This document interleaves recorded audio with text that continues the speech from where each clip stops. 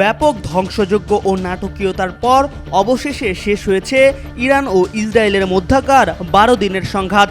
অবশ্য মার্কিন president Donald Trump এই সংঘাতকে 12 দিনের যুদ্ধ বলেই আখ্যা দিয়েছেন। ইরান ও ইসরায়েল দুই দেশের গণমাধ্যমই বিষয়টি নিশ্চিত করেছে। ইরানের প্রেস টিভি বলছে ইরান ও ইসরায়েলের মধ্যে যুদ্ধবিরতি শুরু হয়েছে। অন্যদিকে দি টাইমস অফ ইসরায়েল জানায় মার্কিন প্রেসিডেন্ট ডোনাল্ড ট্রাম্প কর্তৃক ঘোষিত ইসরায়েল ও ইরানের মধ্যে যুদ্ধবিরতি কার্যকর থাকবে যদি উভয় পক্ষই তা মেনে চলে। তবে যুদ্ধবিরতির সুনির্দিষ্ট সময় ও শর্ত নিয়ে এখনও বিভ্রান্তি রয়েছে।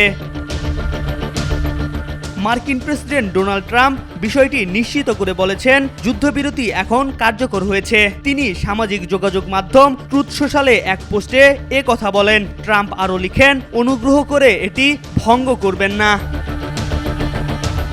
যুদ্ধবিরতি কখন শুরু হবে জানিয়ে ট্রাম্প বলেন, সরকারিভাবে আগে ইরান যুদ্ধবিরতি শুরু করবে এবং এর 12 ঘন্টা পর ইসরায়েল যুদ্ধবিরতি শুরু করবে। 24 ঘন্টা শেষে আনুষ্ঠানিকভাবে 12 দিনের যুদ্ধবিরতি শেষ হওয়ার ঘোষণা বিশ্বব্যাপী উদযাপিত হবে। প্রতিটি পক্ষের যুদ্ধবিরতির সময় অপর পক্ষ শান্তিপূর্ণ ও সম্মানজনক আচরণ করবে।